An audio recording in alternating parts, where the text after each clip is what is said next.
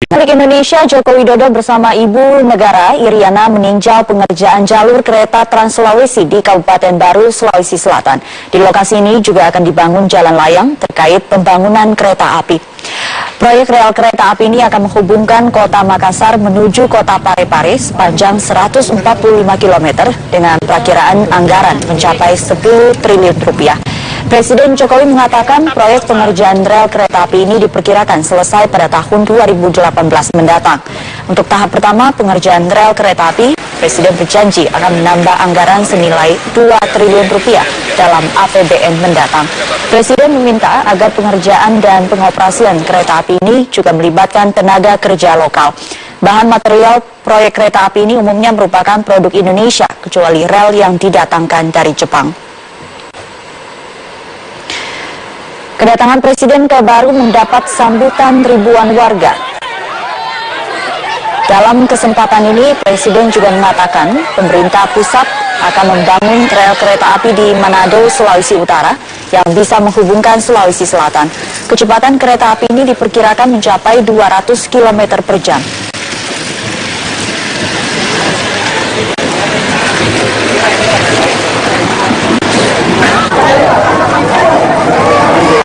Jalur kereta api Pilkada keributan berlangsung di sela debat calon bupati dan wakil bupati Cianjur, Jawa Barat dan di luar gedung. Dua massa pendukung terlibat baku hantam.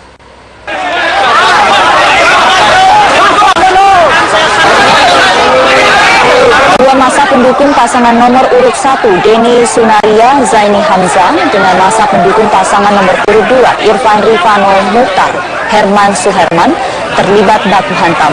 Keributan berawal dari saling ejek antara kedua massa pendukung. Keributan juga terjadi antara seorang pendukung cabut nomor 2 dengan seorang petugas kepolisian karena polisi tidak terima dihina. Keributan usai setelah Kapolres Cianjur AKBP Asep Guntur Rahayu turun tangan.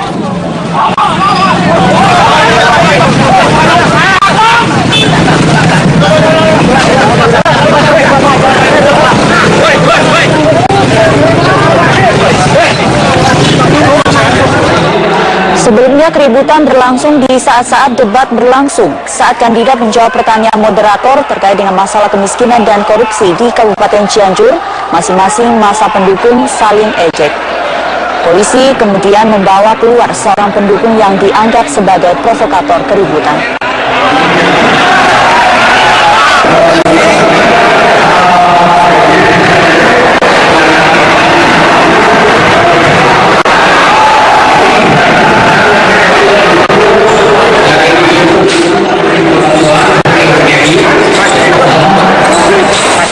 Dua pekan jelang pelaksanaan informasi lain, pemirsa, ratusan warga yang menolak berdirinya tambang emas Tumpang Pitu, Banyuwangi, Jawa Timur bentrok dengan polisi. Sejumlah warga tertembak dalam insiden ini. Unjuk rasa warga semakin memanas ketika 3 demonstran diketahui terluka tertembak. Warga membakar fasilitas perusahaan tambang emas yang terletak di Desa Sumber Agung ini. Warga menolak berdirinya tambang emas di kawasan Banyuwangi Selatan ini karena khawatir limbah tambang akan mencemari lingkungan.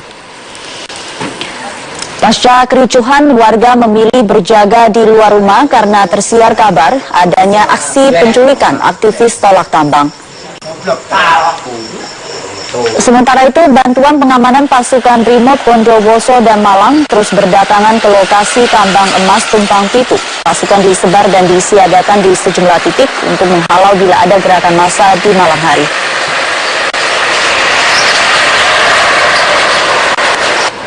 Awalnya dikatakan kan teman-teman tadi kan rapat di sana itu tidak ada hasilnya, malah diolok sama Kapolres. Katanya orang Banyuwangi itu tidak punya etika.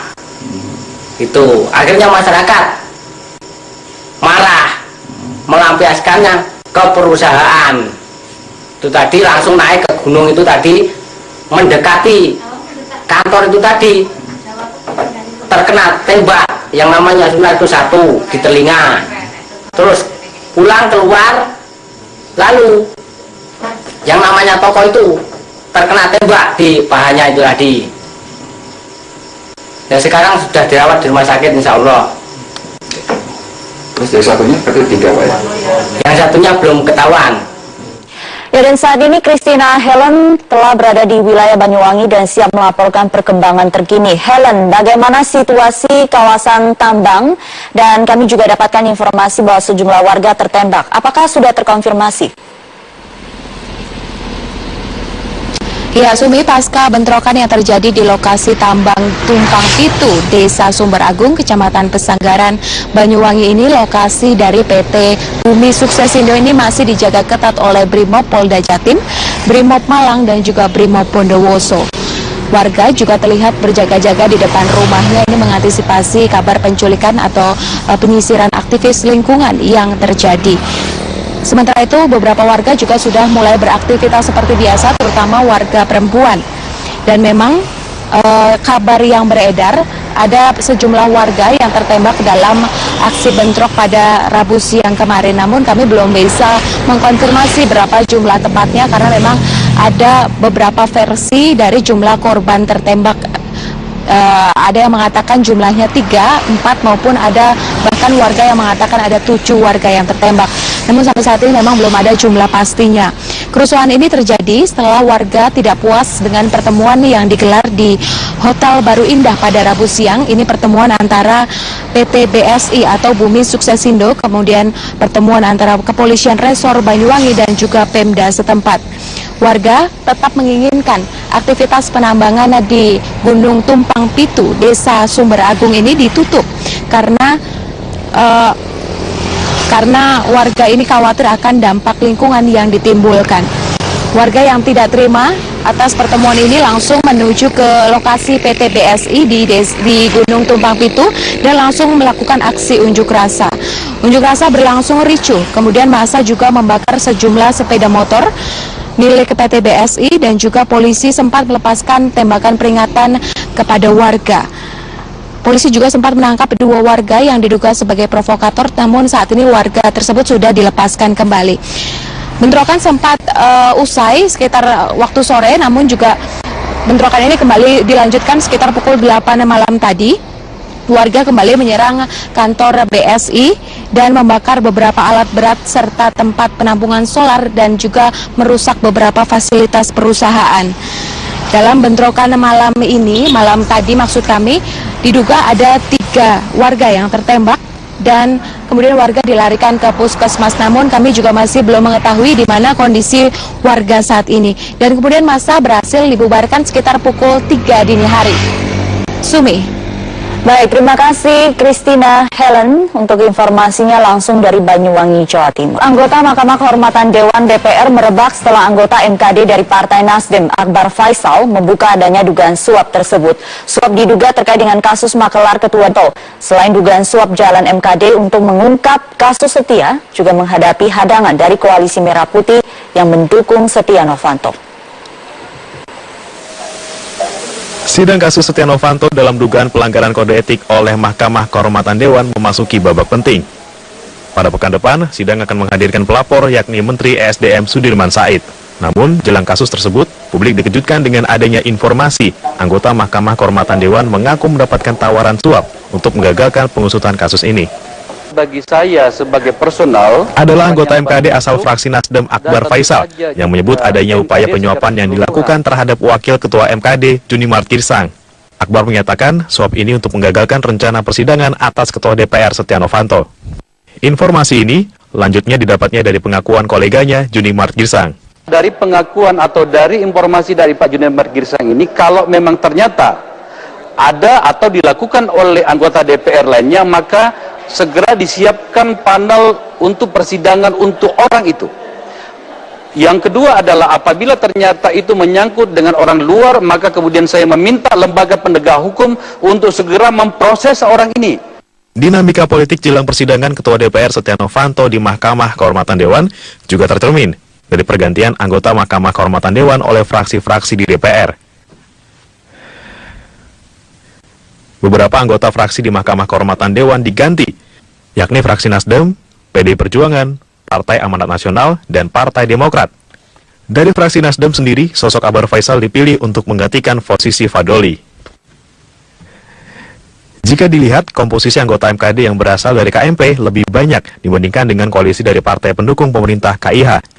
orang anggota MKD berasal dari KMP, sedangkan hanya 7 anggota MKD yang berasal dari KIH. Sementara itu, 2 anggota MKD berasal dari Partai Demokrat yang netral dengan tidak mendukung koalisi manapun. Ujian Mahkamah Kehormatan mulai nampak ketika memperdebatkan soal legal standing Menteri ESDM Sudirman Said sebagai pelapor. Kendati sidang MKD akhirnya memutuskan sidang pelanggaran etik Setia Novanto tetap bisa dilanjutkan, namun setidaknya sudah memunculkan pertanyaan tentang peta politik di internal MKD. Tim Liputan, Metro TV. Arus lalu lintas di Jakarta dan sekitarnya. Kita telah terhubung dengan Bribda Dela dari NTMC Polri. Selamat pagi, Bribda Dela. Bagaimana kondisi lalu lintas di sana?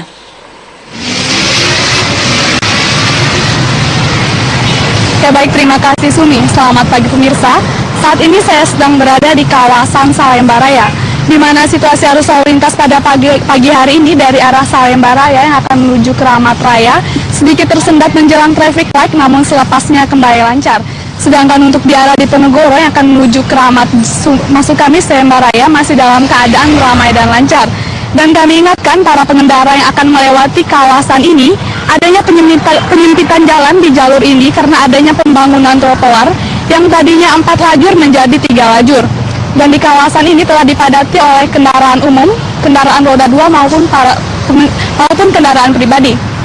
Dan kami ingatkan para pengendara agar tetap mematuhi aturan rambu lalu lintas karena sudah ada petugas kami di lapangan, dan para pengendara agar tetap mematuhi aturan petugas kami yang ada di lapangan karena belum adanya garis stop line untuk di kawasan ini. Dan tetaplah menjadi pelopor keselamatan dalam berlalu lintas, budayakan keselamatan sebagai kebutuhan, menuju Indonesia tertib, bersatu, keselamatan nomor 1. Salam Tribrata. Silakan kembali ke studio. Terima kasih Bribda Dela untuk informasinya.